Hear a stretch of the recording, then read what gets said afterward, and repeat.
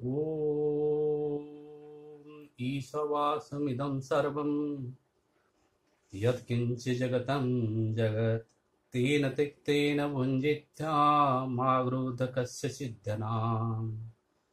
यजुर्वेद की इस मंत्र का अर्थ है, जब सारे ब्रह्म हैं, सारी सृष्टि ब्रह्म है और ब्रह्म में ही स्थापित है, ब्रह्म में ही लीन है, तो बहुत कुछ बटोरने की जरूरत क्या है। छोड़ो, आज हमारी टॉपिक जिसमें हम बात करने वाले हैं वो है जे कृष्णमूर्ति जी, जिनके विषय में मैं पिछले भी कई बार जिक्र कर चुका हूँ। उनकी विचार शिक्षा व्यवस्था को लेकर, एजुकेशन और एजुकेशन सिस्टम को लेकर उनका जो विचार है उसी को हम आज चर्चा करेंगे। उनका इस विषय में कहना था कि एडुकेटिंग द एडुकेटर्स, पहले हमें जो शिक्षा प्रदान कर रहे हैं, जहाँ से बच्चे को, एक चाइल्ड को जहाँ जहाँ जिन जिन सोर्स से ज्ञान मिलती है, शिक्षा मिलती है,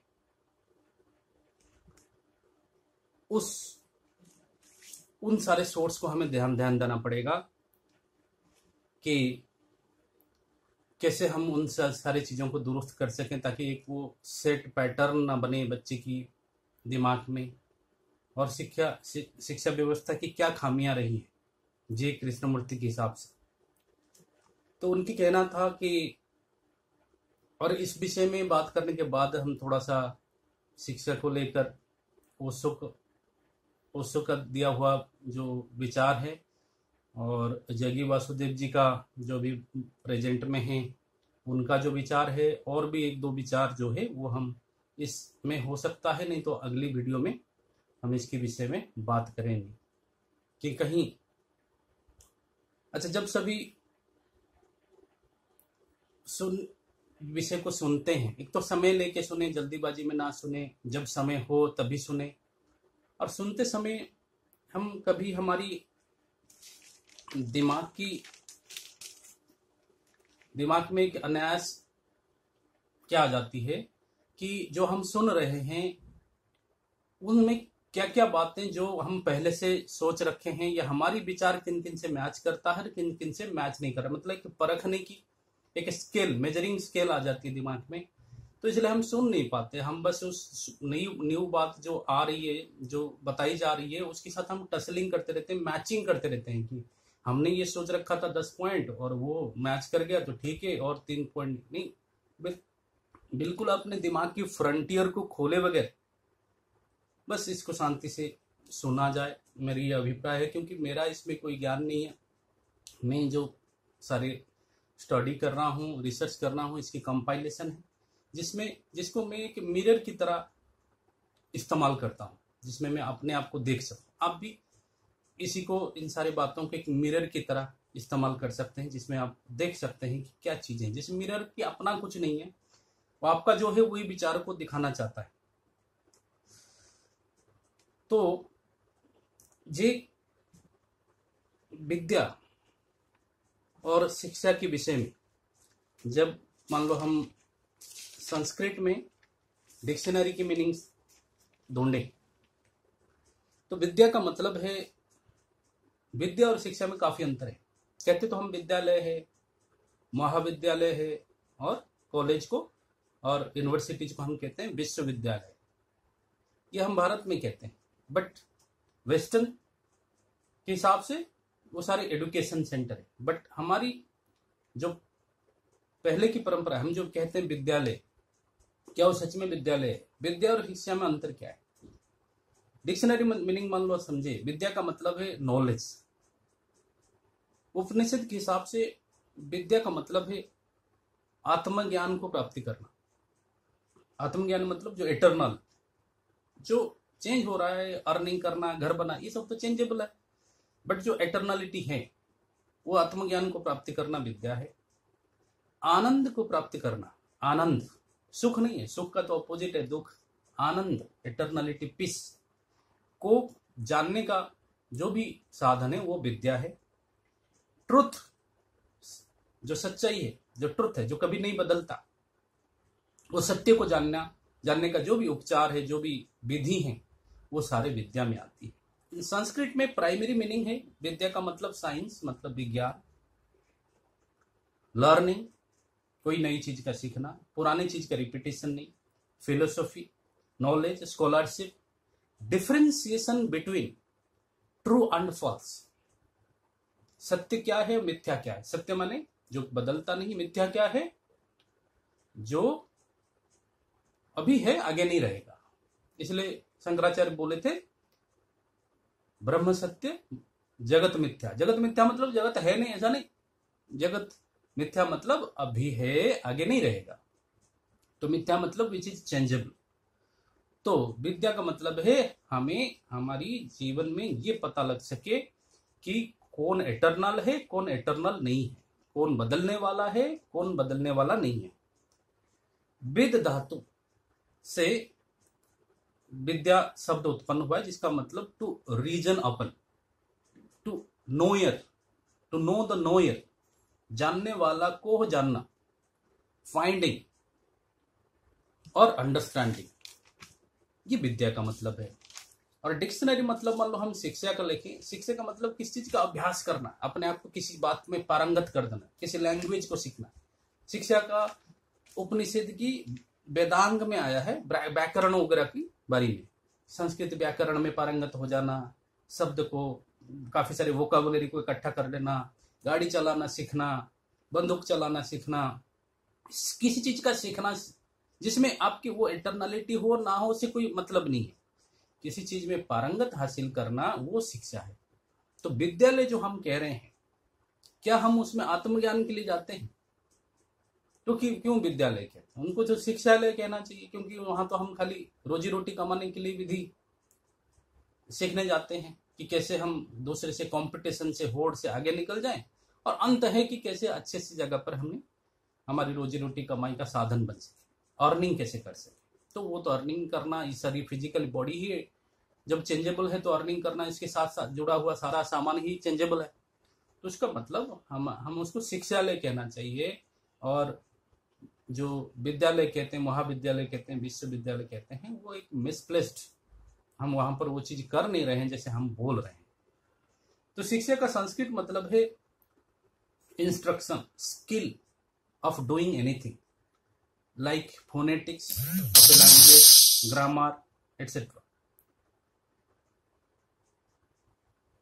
तो किसी सेट पैटर्न जो बनाया गया है, उस सेट पैटर्न के साथ अपने आप को मैचअप करना, कि इंजीनियर बनना, डॉक्टर बनना, या कोई सेट पैटर्न पहले से समाज ने किसी ने बना रखा, पेरेंट्स ने किसी ने बना रखा, उसके साथ अपने आप को सेट पैटर्न से फिक्स करना सीख सीख के, तो वो है शिक्षा। ये है शाब्दिक मतलब। जेके के हिसाब से, जे कृष्णमूर्ति के हिसाब से, हमारी एजुकेशन सिस्टम की जो मेजर फॉल्ट है कि हम इंसान को एक मैकेनिकल प्रोडक्ट के रूप में बनाने के लिए 19वीं सदी में जो एजुकेशन पैटर्न पड़ा, उसमें सरकार में रहने वाले समाज में चुनिंदा कुछ 10-15% जो भी शासक रहे हैं किसी ना किसी रूप में, सरकार के रूप में, राजाओं के रूप में, कैसे भी, उनको सेवाकार चाहिए था, उनको काम करने वाले एक डिसिप्लिन्ड वर्कफोर्स चाहिए था। इसलिए उन्होंने एजुकेशन सिस्टम को ऐसे बनाया जिसमें एक डिसिप्लिन काम करने वाले वर्कफोर्स तैयार हो सके, जिसमें कोई भी आइडियोलॉजी आप ले लीजिएगा। कम्युनिज्म में तो बिल्कुल ह्यूमन को एक मैकेनिकल प्रोडक्ट के रूप में माने जाते हैं, चाहे कैपिटलिज्म में भी, जिसमें इंसान की कोई संवेदनाएं, इंसान की कोई इच्छाएं, इंसान की जो इंसानियत है, जो गुण है, इन सबको नहीं ध्यान दिया जाता है। उल्टा उन सबको कोई अनायास आ जाए तो उसको क्रॉस कैसे किया जाए, उसको स्माश कैसे किया जाए, उसको कैसे मिटाया जाए, मानवीय संवेदना को, और इंसान को कैसे एक मैकेनिकल प्रोडक्ट की तरह बनाया जाए, इसके लिए एजुकेशन के प्लेटफॉर्म बनी। और जे कृष्णमूर्ति कहते हैं कि कुछ चुनिंदा चीजें चाहिए था, जैसे पियोन चाहिए था, क्लर्क चाहिए था, इंजीनियर चाहिए था, सिविल सर्वेंट चाहिए था, कलेक्टर चाहिए था, पुलिस चाहिए था, डिफेंस चाहिए था। तो इसीलिए जो बॉस को कभी अपने मालिक को, अपने ऊपर वाले को सवाल ना करे, क्यों कर रहा है वो चीजें, उसके मन में कभी क्वेश्चन ना आए, वो डिसिप्लिन जिसको बताया जाए, मशीन में बटन दबा दिया, वो कोई सवाल नहीं करता। तो ये मैकेनिकल हो जाने का मतलब मशीन की तरह काम करना, जिसमें परफेक्शन कितना हो, कितना आगे निकल जाए दूसरे से, ये सब चीजें को ज्यादा अहमियत दिया गया है एजुकेशन सिस्टम में। इसलिए एजुकेशन सिस्टम में हम देखते हैं आजकल क्या है, समाज तो उसी से पैदा हुआ, तो समाज की तो बुरा हाल है। हम देख रहे हैं कि समाज में तो बस एक दूसरे को कैसे काट लेना, एक दूसरे को चिट कर लेना, धोखा दे देना, आगे निकल जाना। कोई हर किसी का रिलेशनशिप खाली एक बिजनेस की तरह रह गया। जे कृष्णमूर्ति जी कहने के हिसाब से ये बिजनेस की तरह रह गया है, बिना कोई लाभ की। कोई किसी को स्माइल भी नहीं करता, कोई किसी से दो लफ्ज बात भी नहीं करता, हमेशा गिव एंड टेक ऊपर रिलेशनशिप रह गया है, कैसे हम दूसरे से आगे निकल जाए। क्योंकि पूरी एजुकेशन में हम वही सीखा, घर से लेकर वही लर्निंग किया कि दूसरे से कैसे आगे निकल जाए। तो ये दोनों विरोधाभासी कंफ्यूजन में हम बन गए हैं, जिसमें हम कहते हैं अपने पड़ोसियों के साथ, नेबरहुड के साथ मोहब्बत करना चाहिए, और दूसरा हमारी ट्रेनिंग है तो उन सारे जो नियर एंड डियर है उनसे तुम आगे कैसे निकल जाना है, क्योंकि वही तो हमें स्कूल से ही मिला है। तुम्हें टॉप करना है, तुम्हें आगे निकल जाना है, तो दोस्ती भी करना है। और कितना कंफ्यूजन की स्थिति हो गई है, तो हम दोस्ती करेंगे तो उनसे कंपटीशन नहीं कर सकते, और कंपटीशन करेंगे तो दोस्ती कैसे कर सकते हैं। तो फिर तो हिपोक्रेसी हो जाएगी, फिर तो छलावा हो जाएगी। मतलब ऊपर ऊपर से हम स्माइलिंग कर ले, अंदर से हम चेर काटने, उनकी जड़ हिलाने के पीछे जो भी साजिश है उसमें लगेंगे।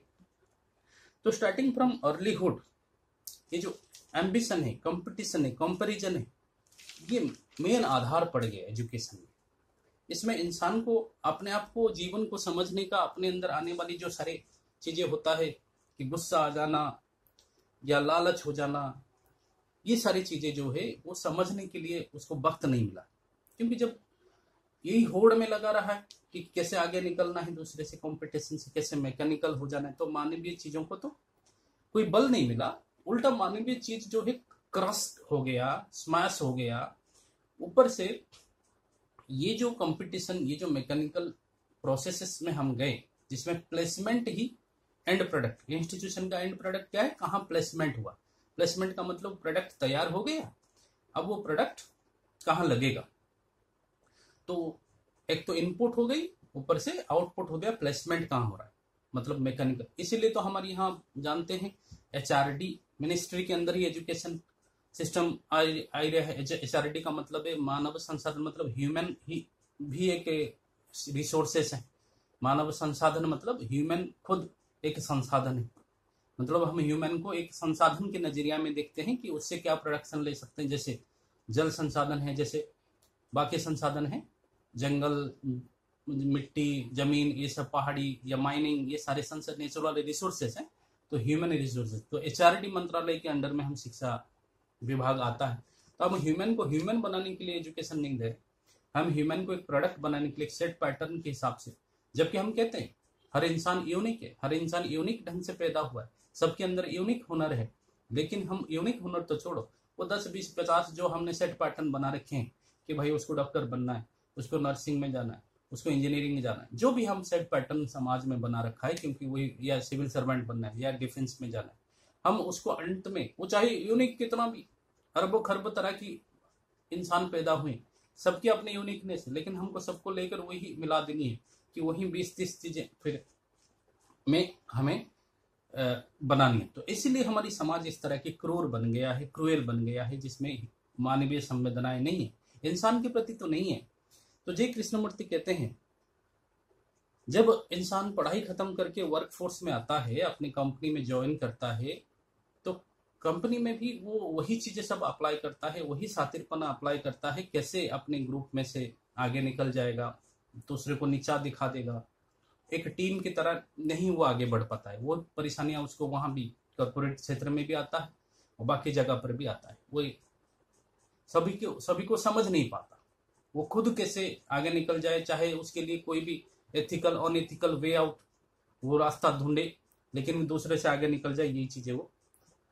तो अनड्यू होड़ के चक्कर में इंसान की इंसानियत मर गई है, और इंसानियत मर गई है और ह्यूमन हो गया है ज्यादा कनिंग। ये पढ़ाई से फायदा नुकसान क्या हुआ है? खाली इतना नुकसान नहीं हुआ कि इंसानियत मर गया। ह्यूमन की जितना सारी एनर्जी है वो एनर्जी दूसरे की पत्ता काटने के लिए, दूसरे की जड़ काटने में लगी। मतलब इंसान और ज्यादा सोफिस्टिकेटेड और शातिर हो गया, कनिंग हो गया, दूसरे को दबाने चपाने और आगे निकलने के लिए। इससे तो अच्छा था कि जे कृष्णमूर्ति कहते हैं कि इससे तो अच्छा था कि हम पुराने वो ट्राइबल थे, एजुकेशन ही नहीं लेते, अनसिविलाइज्ड होते, उसमें कम से कम मानवीय संवेदनाएं था, दूसरे को मारने की बहुत सारी विधियां नहीं थी। अब तो दूसरे को मारने की, दूसरे से आगे निकलने की बहुत सारे सोफिस्टिकेटेड इंतजाम एजुकेशन ने हमें दे दिया कि हम दूसरे को नीचा दिखाने, दूसरे को आगे निकल जाने, चीट कर लेने की बहुत सारे तरीका हम कैसे ये हो गया। तो इससे हम ट्रेंड हो गए उल्टा, हिंसा करने के लिए, दूसरे से आगे निकलने के लिए हम उल्टा इस शिक्षा व्यवस्था के कारण, इस एजुकेशन सिस्टम के कारण और ज्यादा शातिर हो गए। तो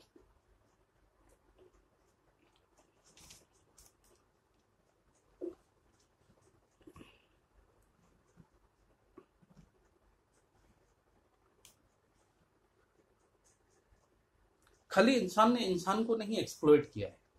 ये कृष्णमूर्ति कहते हैं इंसान को जहां भी 2 कौड़ी का फायदा दिख जाए, चाहे वो कोई ऑर्नामेंटल प्लांट हो, मेडिसिनल प्लांट हो, चाहे कोई और वनस्पतियां हो, चाहे कोई और जीव हो, कीट हो, चाहे कोई नदी हो, चाहे कोई पर्वत हो, चाहे कोई भी चीज, चाहे एनवायरमेंट हो एज ए होल। ये एनवायरमेंट का ये हाल क्यों है? क्यों ग्लोबल वार्मिंग, इल निनो इफेक्ट और क्लाइमेटिक चेंजेस और तरह तरह की, अभी कोरोना की जो समय है, तरह तरह की unnatural mutated form of microbes, एक अलग ढंग से बहुत तेजी से बदलने वाली, उसकी जेनेटिक गुण बदलने वाली माइक्रोब्स हैं, जो तरह तरह की बीमारियां आती हैं, जिनको बीमारियां आगे निकल जाती हैं, हमारी इलाज और स्टडी उसके पीछे धीरे धीरे जाती रहती है, क्योंकि हम उनके साथ को रिलेशन टूट चुका है, क्योंकि हम इतने एक्सप्लोइटेशन के पीछे पड़े। खाली हम इंसान को एक्सप्लोइटेशन नहीं कर रहे। तो ये एक्सप्लोइटेशन का जो चीज है वो खाली इंसान नहीं, दूसरे जीव पे भी और पूरी एनवायरमेंट पे भी इसकी असर पड़ रहा है।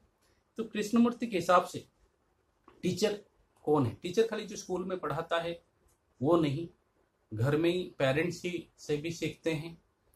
तो जहां से भी ज्ञान मिले बच्चे को, जहां से भी एजुकेशन सीखने को मिले, वो सारे टीचर्स हैं। तो पहले तो घर में माँ बाप है, पेरेंट्स है, और उस बच्चे का फ्रेंड सर्कल्स हैं, पीयर्स हैं, जो भी उसकी दबाव डालने वाले फ्रेंड सर्कल्स हैं, आसपास पड़ोसी हैं, रिश्तेदारों की, मामा की, ताऊ की लड़के हैं, बच्चे हैं, या वो उनके परिवार में काम करते, उस सभी से जहां से शिक्षा मिलता है, ग्रैंडमा है, तो ये सभी से उसको शिक्षा मिलता है। तो पेरेंट्स की असर क्या होता है? पेरेंट्स जब बचपन से ही बच्चे को तरह तरह की जातनाएं, मतलब मानसिक तरीके से कंपेयर करना, दूसरी कंपैरिजन तो पहले ही से शुरू हो जाता है। ये 2 तरीके से पेरेंट्स बच्चे के ऊपर दबाव डालते हैं। एक तो कई बार तो रिश्तेदारी में जो बच्चा है नहीं, उससे अच्छा, जरूरत से ज्यादा अच्छा बताना है। बच्चे में वो गुण नहीं है, लेकिन माँ बाप जबरदस्ती का अपने इज्जत दिखाने के लिए बताते हैं। वो भी बुरा हाल डालता है बच्चे पे। क्यों? बच्चे बाद में सोचता है कि इन्होंने झूठ बोला है या मेरे को वैसा बनना चाहिए।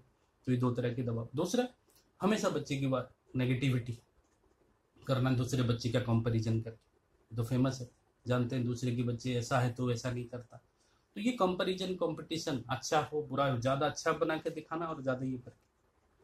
तो ग्रैंडमा भी, ग्रैंडफादर, जो भी जिससे के साथ इंटरेक्शन होता है, वो बताते रहते हैं कि भगवान है, इनको यहाँ नमस्ते करो, ये चीजें हैं। जबकि बच्चे को अपने से सोचने के लिए कोई विचार देने से पहले पैटर्न उसके दिमाग में डाल देते हैं, भगवान है कि नहीं है, उसको किसी को खुद को पता नहीं है, लेकिन बच्चे के दिमाग में जरूर डाल देना है ये चीजें हैं, हम हिंदू हैं, हम जाति कास्ट क्या है, सब चीजें बच्चे के दिमाग में घर से ही डल जाती है। बाद में स्कूल में, एजुकेशन में, स्कूल में टीचर की जॉब को, हालांकि मैं भी एक टीचर हूँ, टीचर की जॉब को एक बहुत लो ग्रेड जॉब के रूप में समाज में माना गया है, जो जिसके पास मतलब बहुत ज़्यादा क्रिएटिव ना हो, बहुत ज़्यादा चैलेंजिंग ना हो, बहुत ज़्यादा एम्बिशियस ना हो, लेडीज हो, जिसमें आधा काम घर के भी संभाले करे, मतलब एक ले टाइप का वर्क हो, ज़्यादा क्रिएटिव ना हो, वैसे माना गया है समाज में। ऊपर से भले कितना कुछ हमको कह दे, लेकिन बात ऐसे ही माना गया है। तो लेकिन कृष्णमूर्ति कहते हैं कि सबसे ध्यान देने वाली जो जॉब है वो टीचर की होना चाहिए। टीचर को मनी माइंडेड होना नहीं चाहिए, और टीचर को पहले ये शिक्षा लेना चाहिए कि इस बिजनेस में तभी आए जब रुचि हो, जब इंटरेस्ट, जब कुछ करने गुजरने को हो।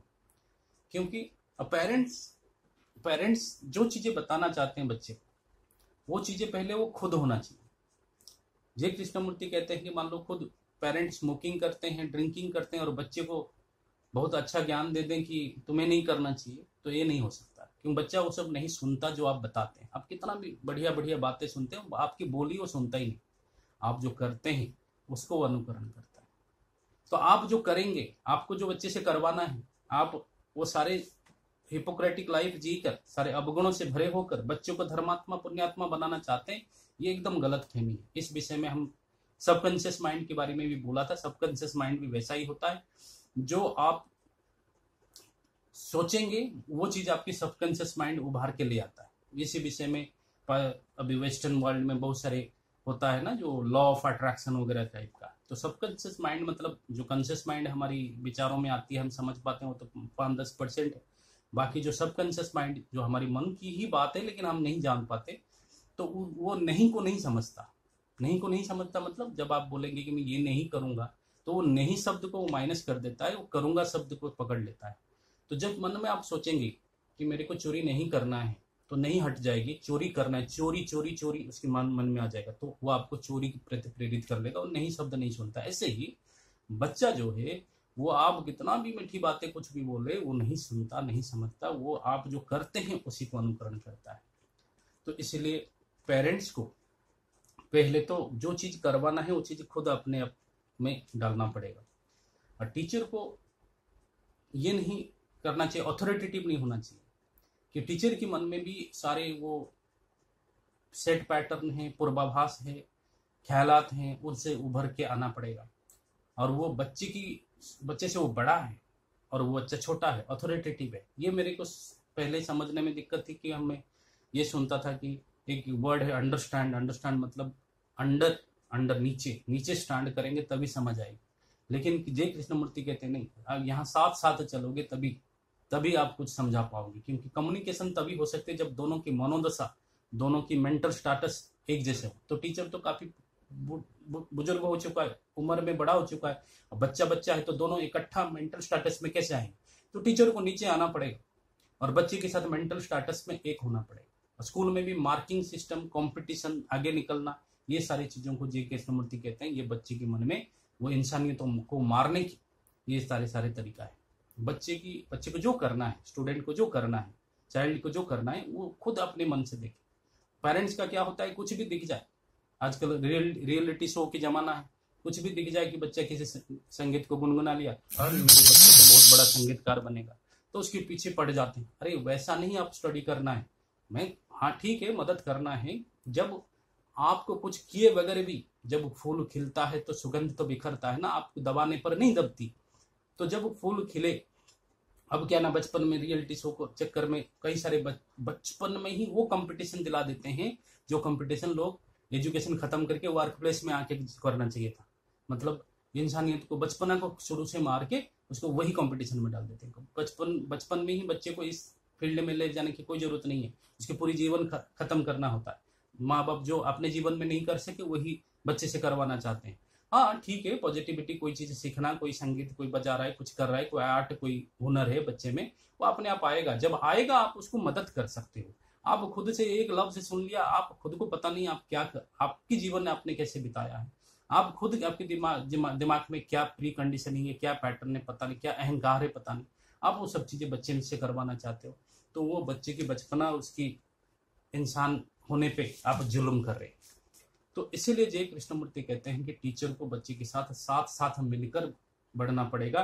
कि मैं भी बहुत सारे हर्ट हूँ, दुखी हूँ, कि बचपन से लेकर इंसान इतनी ज्यादा दुखी होता है, इतना ज्यादा हारा हुआ होता है, वो सारे का सारा जुल्म है उसी पे निकालता है नॉर्मली बच्चे पे, या जो वीक है, जो कमजोर है, उसी पे सारा निकालना चाहता है, जो जीवन में खुद कुछ नहीं कर पाए। क्योंकि हारा हुआ इंसान हमेशा हिंसा ही करने को उतारू रहता है। तो बच्चे को कहते हैं हम तो तेरे भला के लिए तेरे को डांटते हैं, हम तो तेरे को भला के लिए तेरे को मारते हैं। एक्चुअली वो अपना गुस्सा निकाल रहे होते जो जीवन भर उन्होंने झेला।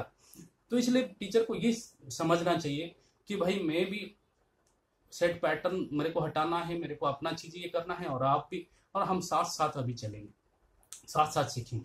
और जय कृष्णमूर्ति जी के कहना है कि स्कूल ऐसी जगह पर होना चाहिए जहाँ नेचर हो, थोड़ा प्राकृतिक तो थीम हो, क्योंकि बहुत सारी चीजें होता है जो प्रकृति नेचर से सीखता है। बहुत सारे प्लांट्स हैं जिनके पत्ते अलग अलग दिखता है, उनके फूल अलग अलग दिखता है, घास में भी इतने सारे अलग वेराइटीज हैं, नदियां हैं, कैसे पौधे को लगाई जाती है, कैसे गरीब व्यक्ति कैसे चला जाता है, जा रहा है, उसकी क्या संवेदना है। तो बच्चे को ऑब्जर्व करना चाहिए जीवन को। हम लोग गाँव में पढ़े, पगडंडी में जब जाते थे स्कूल, तो बहुत सारे पौधे, बहुत सारे प्लांट्स, बहुत सारी चीजों के बारे में हम जाते आते ही सीखते थे, जितना स्कूल में नहीं सीखते थे उतने जाते आते भी सीखते हैं। तो यहाँ मैंने दिल्ली में पढ़ाता हूँ, तो बॉटनी पढ़ाता हूँ, तो बहुत लोगों को बहुत सब्जियाँ, 2-4 सब्जियाँ जानते हैं। परमल बोलता हूँ तो कई लोगों को पता नहीं है, कुंदरू बोलता हूँ तो बहुत लोगों को पता नहीं है, जिम्मीकंद बोलता हूँ तो बहुत लोगों ने देखा ही नहीं जीवन भर में। तो बहुत सारी चीजें, अभी रिसर्च है, कोरोना के बारे में एक रिसर्च चल रहा है झारखंड में।